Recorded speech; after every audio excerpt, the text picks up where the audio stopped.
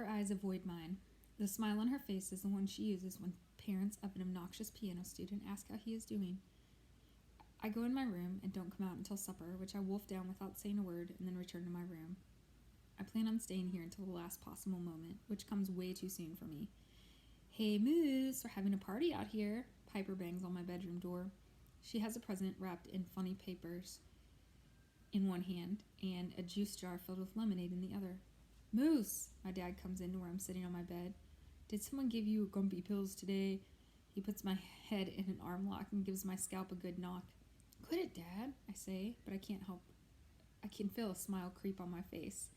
Grumpy with a capital G, my father says. He winks at Piper, then whispers to me, What's the matter?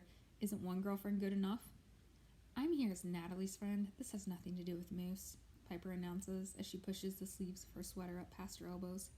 Yes, well, I can see why, my father says. Go get yourself a hat and act like you're at a party, Moose. You're getting a bad reputation with the girls. Natalie looks up from the handful of streamers in her lap. Teresa, she says. My father laughs. You're right, honey. That's your brother's other girlfriend, isn't it? I go into the kitchen to get a hat. Natalie is running her hand over and over the orange streamers attached to the pitcher. Piper is right behind me. She looks at the cake with the big tent on it, and then back at Natalie through the doorway. I feel my face get hot. I'm suddenly so angry at my mother I can barely speak. Teresa, Teresa, Teresa, I hear Natalie say. Why is she saying that? I ask my mom. Don't ask me. Shame on you, Moose. Go ask your sister, my mother says. Natalie looks up, not quite at anybody, but up just the same. Teresa here, Natalie says. Teresa. My mother's face lights up. Did you hear that, Moose? Did you? Now, you move those overgrown feet of yours and invite Teresa over. I knock on the Madamen's door. Teresa answers, already in her pajamas. Of course Natalie wants me, silly. We're friends, she informs me when I tell her what Natalie said. Jimmy, Teresa hollers. She ducks into Jimmy's room and drags him out. Jimmy looks dazed, like he's been living underwater. Mommy, she calls to Mrs. Madaman. Jimmy and me are going to the Flanagans. Back in our kitchen, we start singing, but before we even get through birthday, Teresa puts her hand up like a policeman and yells, Wait, we forgot Annie. We all look at her. My mother's cheek twitches a little, like she's not pleased about this. She opens her mouth to object, but too late. Teresa's already out the door. When Annie arrives, she smiles at us, and we all begin singing again. This time we get all the way through. Hey, Natalie, did you know your birthday is 4 months and 10 days after Al Capone's? Annie says as my mom cuts the cake. January 17, Natalie says. 17. That's his birthday, all right. I made a card for him, too, Teresa says. I cut out little circles to look like bullet holes and everything. How do you get that scar, anyway, I ask. My father winks at me. Girl trouble, he says. My mother starts to open Natalie's presents. I'm not sure why we bother wrapping them. Natalie doesn't understand why presents should be wrapped. If you give her a wrapped present, she takes it and puts it on her shelf that way. Mrs. Flanagan, what are you doing? Teresa asks. My mother gets a little red. She flashes her pinched smile. Natalie doesn't really... I can almost see her searching for the right word. Care to open her own gifts. Excuse me, Mrs. Flanagan, but that's my job. Teresa snatches the half-wrapped present out of my mother's hand and rips the rest of the wrapping off. Oh, my mother says. She and my dad exchange a big smile. My mom moves the presents over to where Teresa is sitting. The first gift is from me. It's a math workbook I got at school. From Piper, she gets a bag of buttons. Thank you, Piper. These will be for later. My mom winks at Piper, then slips the bag of buttons into her apron pocket. Teresa gives Nat, my father's gift, a book about birds with an enormous index. And from my mother, a book bag with Natalie Flanagan, the Esther P. Marinoff School, embroidered on the front. My mom doesn't embroider. I don't think she even knows how. Convicts in the tailor shop, my dad whispers in my ear. The gifts are all unwrapped now, and Natalie is looking at them. She touches each with her fingertips and then sniffs every one. We talk for a while, and when it's time for everyone to leave, my father says, Moose, walk your friends home, please. Or maybe I should say your harem. He whispers in my ear. Yours and Jimmy's, that is. Give it a rest, Dad, I say. My dad rumples my hair. His eyes are bright and hopeful. We all walk together. First we drop off Jimmy and Teresa, then Annie. Good night, you two, Annie says to me and Piper. I don't like the way she says this. I pull up my shirt collar, which is pinching my neck. We walk up the steep road to Piper's house. It's beautiful out. The blue-black night all around, the black water. San Francisco like a bright box of lights. This is the most beautiful place I've ever been. Then I look at the cell house, sad and silent. The lights are dim. I don't hear anything except from deep inside the sound of one metal cup clanking the length of the bars, and one lone voice calling for help. What's that? I ask, too careful not to sound spooked. They do that now and then. Usually it's a bunch of them. That way it's hard to tell who's doing it. What's the matter? I ask. Who knows? Piper says. When we get to her house, she stops. How old is she really? She asks. I don't say anything. 15? She asks. 16, my voice answers. My whole body flames hot and sweaty, then cold.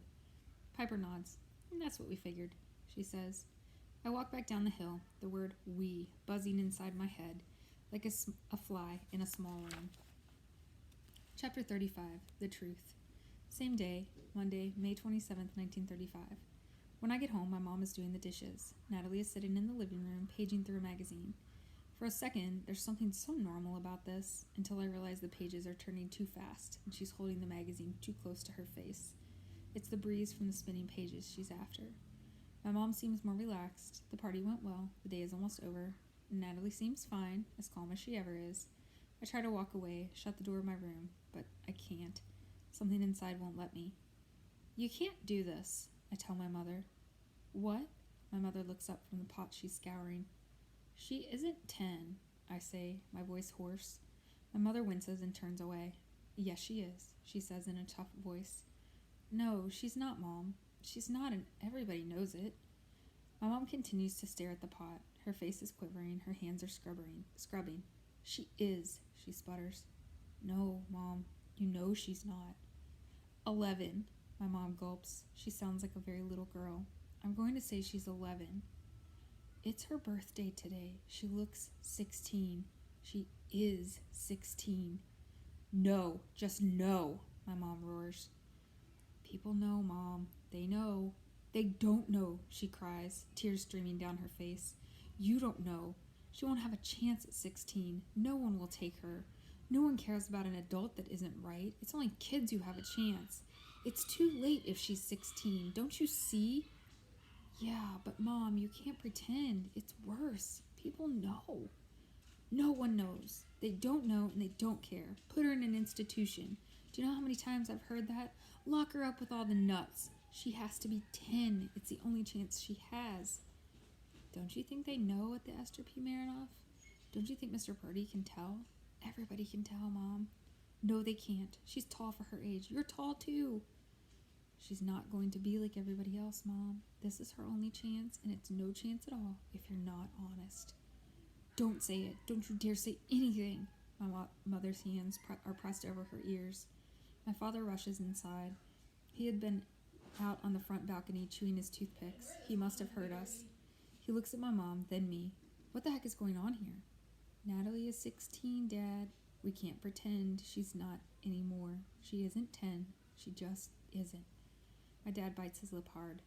Let's not do this now, Moose. Not with the interview tomorrow. We have to do it now. Mr. Purdy knows. Everybody does. We can't try to fool them. It won't work. She won't get in. My father's eyes get big. He shakes his head, but so slowly. He seems to be saying no to what he's thinking, not to me. It's quiet in the kitchen. My mother is sitting on the step stool, her face buried in her hands. My father turns away. I can see by how he covers his head with his hand how ashamed he is of crying. Moose, he says, trying to wipe the tears away with his handkerchief. He takes a big, noisy breath. No, my mom cries. No. Natalie's in the living room, silently rocking. My dad presses his lips together and wipes at his eyes. He seems to get himself together and breathes a half breath, half sigh. Moose is right, honey. Don't you dare, my mother cries. Yes, he says again. He puts his arm around my shoulders and walks me out to the living room where Natalie is sitting, rocking. Natalie, he says softly, his voice breaking. How old are you? I am 16 at 2:31 today, Natalie says, her eyes focused on the table lamp. My father presses his lips so hard together they turn white. The tears are falling again, so fast it looks as if he can't see. He puts his arm around me and pulls me to Natalie. He puts his other arm around her. I am, he wipes at his eyes with his shoulder so he doesn't have to let go of us. So very proud of my children. So very proud. A sob escapes his chest. What wonderful people.